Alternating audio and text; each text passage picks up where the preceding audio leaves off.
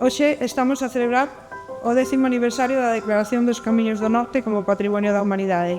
O recoñecemento da UNESCO ratificou o Camiño de Santiago como un excepcional conxunto no que se inclúen relevantes bens de patrimonio histórico, unha paisaxe natural de gran valor e un patrimonio inmaterial acumulado ao longo dos séculos.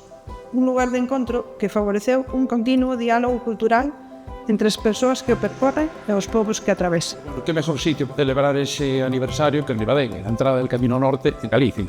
Y en este sitio que é a Capilla das Virtudes, que tantos peregrinos de tanta historia pueden contar. Reunímonos para conmemorar o 10º aniversario da inclusión dos Camiños do Norte na lista de Patrimonio Mundial de UNESCO.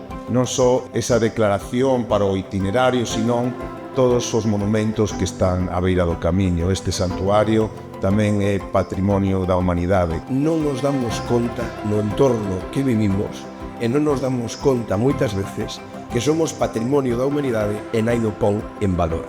De corazón, vos pido que sigamos sendo pobo, que sigamos sendo comunidade, porque iso significa que a unión de todos vai facer grande pequenos lugares, pero que manda grandes mensaxes. Ricardo Polín había sido el puente necesario para que desde Asturias pudiéramos enlazar.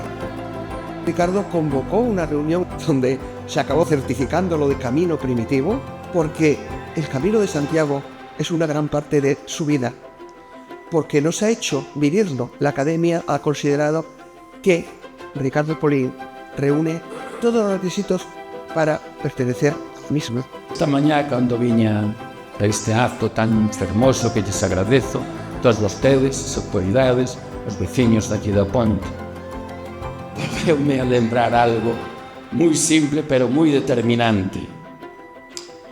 Non te esquezas iso que a UNESCO ten sempre presente. O máis importante é a autenticidade. Saben que estou aquí ao servizo para cumplir con todos estes principios.